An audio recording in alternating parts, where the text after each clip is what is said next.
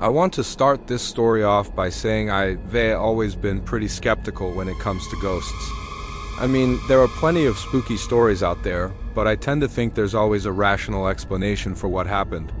Even so, though, there are certain creepy incidents I experienced that left me questioning what else could possibly explain what happened. And this is one of them. It happened just after I graduated from university. I had just moved into my first apartment, a small, slightly worn building on the edge of town. It wasn't anything fancy, but it was quiet, cheap, and perfect for someone just starting out. Or at least that's what I thought. The first week passed by without anything unusual. But soon I noticed something strange. Every night, almost exactly around midnight, I'd hear footsteps coming from the apartment above me. Heavy, steady, deliberate steps, back and forth, over and over again. At first, it didn't bother me much. I figured my upstairs neighbor was just a night owl, maybe pacing while on the phone or working late. But after 2 weeks, it started to wear on me. The steps never varied. Same rhythm, same path, same time, every single night. Finally, one morning, after a sleepless night, I went to the landlord's office to ask if he could maybe talk to my upstairs neighbor about the noise. The landlord just blinked at me. "Upstairs neighbor?" he said slowly. "Yeah, apartment 3B, whoever lives there," I explained. That's when he gave me a look that made my stomach drop. "Apartment 3B has been empty for years," he said flatly. "No one's lived up there since before I bought the building." I laughed nervously, thinking he was joking, but he didn't smile. He just shook his head and told me I must be imagining things. That night I stayed up later than usual. I wanted to prove to myself that I wasn't crazy. And sure enough, right at midnight the footsteps began. Slow, heavy, back and forth above my head. I sat there frozen, staring at the ceiling, but then something changed. The steps stopped. Total silence. For a moment I thought maybe it was finally over. Then I heard it, the creak of the upstairs door opening. The footsteps weren't above me anymore. They were on the stairs, coming down. Each step echoed through the old wooden staircase, closer, louder, until it reached the hallway outside my apartment. And then it stopped. I sat in the dark, holding my breath, every nerve in my body waiting for a knock at the door, but it never came. When I finally worked up the courage to peek outside, the hallway was empty. Yet on the floor, right in front of my door, were faint, dusty footprints. The next night, it happened again. The pacing above, the slow descent of footsteps down the stairs, but this time, when they reached my door, the doorknob turned. That night, when the doorknob rattled, I sat completely still, too terrified to move. It wasn't violent, just a slow, deliberate turn. Almost like whoever or whatever was out there wasn't in a rush. I wanted to call the police, but what would I even say? "Hey, officer, there are footsteps from an apartment that doesn't exist." I knew how insane it would sound. So instead I stayed perfectly quiet, staring at the door as though my life depended on it. The next morning I was exhausted but determined to get answers. I asked around the building, hoping maybe one of the other tenants had heard something.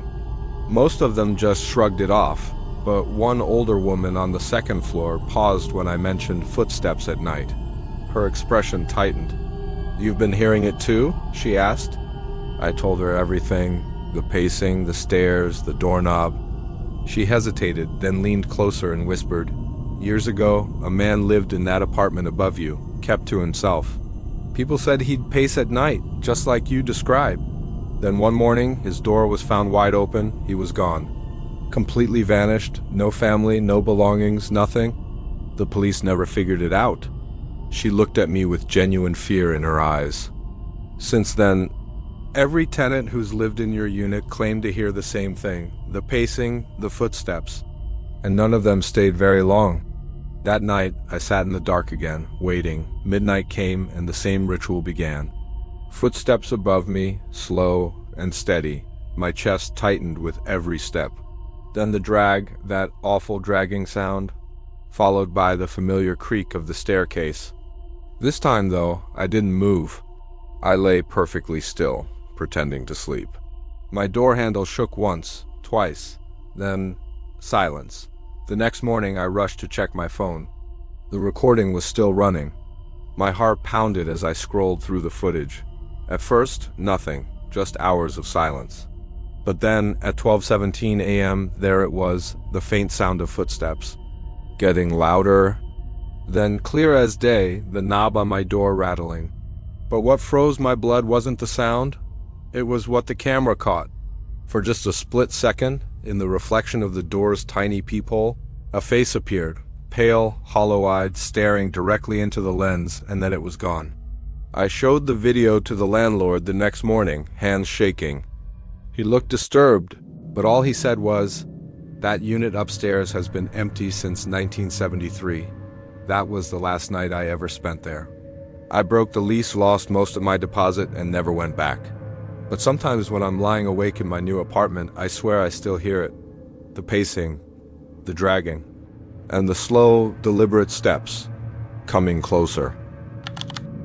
Hello, everybody.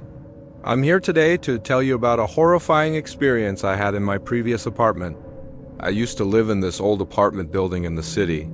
You know those old buildings in the city where the bricks are always bulging and the stairwells creak and the hallways faintly smell of damp carpet?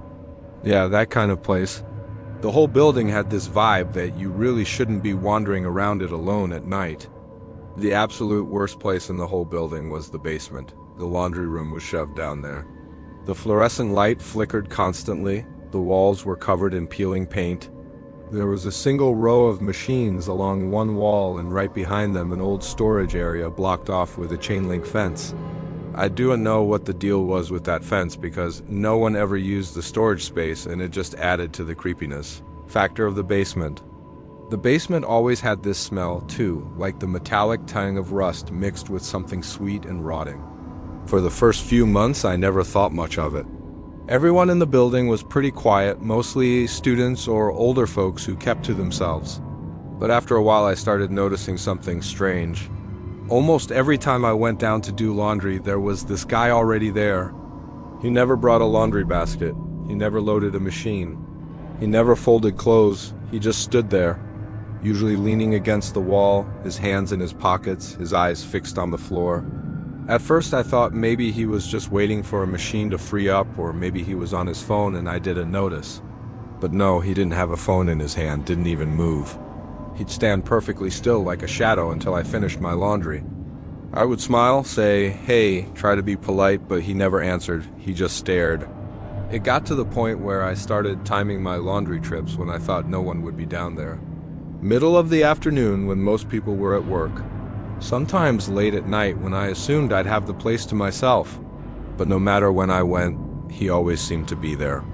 The worst part was, I didn't even know which apartment he lived in.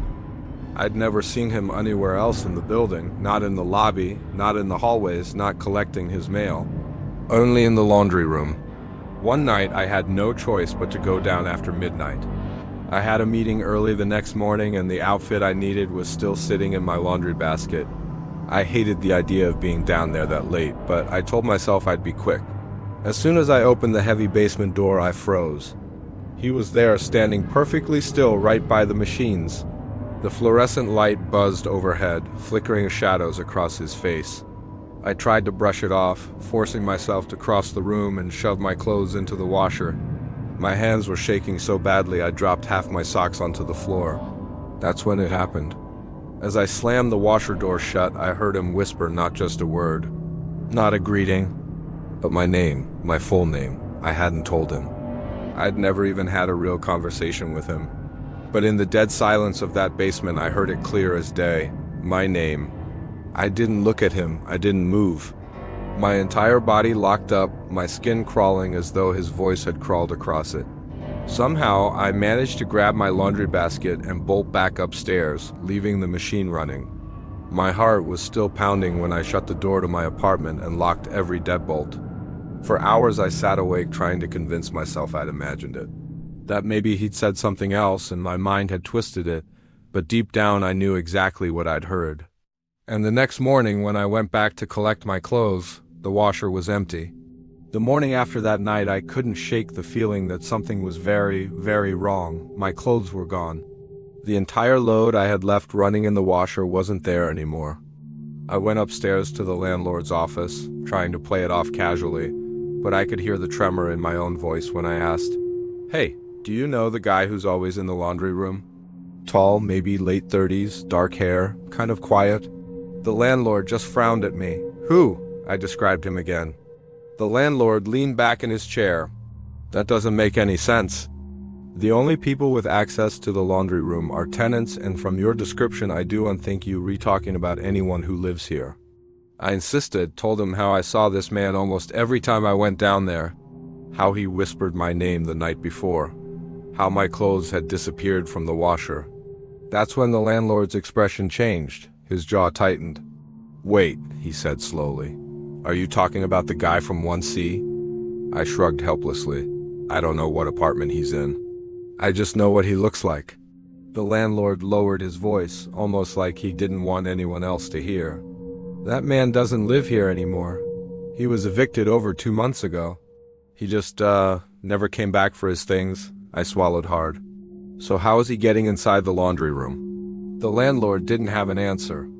He promised to check the locks, to keep an eye out, but I could tell from the uneasiness in his eyes that even he didn't feel safe anymore. That night I didn't sleep. Every creak in the hallway made me jump. Every sound of pipes clanging felt like footsteps in the basement below me. A few days later, I finally worked up the courage to do laundry again. I brought a friend with me, figuring strength and numbers would make it easier. When we got down there, everything looked normal, empty, silent. We started loading clothes into the machine, trying to laugh it off when my friend froze. "Do you hear that?" she whispered. I stopped moving. At first I thought it was the buzzing of the fluorescent lights again, but then I realized it was breathing. Shallow, ragged, coming from the dark storage area behind the chain-link fence. My friend grabbed my arm, and that's when I saw it. A pair of eyes glinting in the shadows, watching us. We didn't wait. We ran. Left the basket, the detergent, everything. We sprinted up the stairs and locked ourselves in my apartment, shaking so badly neither of us could speak. The police were called. When they searched the basement, they found the broken window in the back corner of the laundry room. He'd been crawling in through there. Behind the machines inside that storage space, they found what he'd left behind. A blanket, food wrappers, and worse, a pile of Polaroid photos of me. Sleeping, cooking, reading on my couch. Some were taken through my window. Others, from inside my apartment, the locks on my door showed signs of tampering. I don't know how long he'd been coming and going. I don't know how he learned my name. And I do not know what would have happened if I hadn't run that night when he whispered it.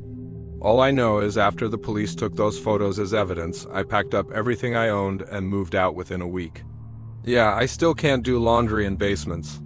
And sometimes when I'm home alone, I swear I hear someone breathing just out of sight. Thanks for listening to my story. If you enjoyed it, please show your support. I've lived in a lot of apartments, but this one still sticks in my head more than any other.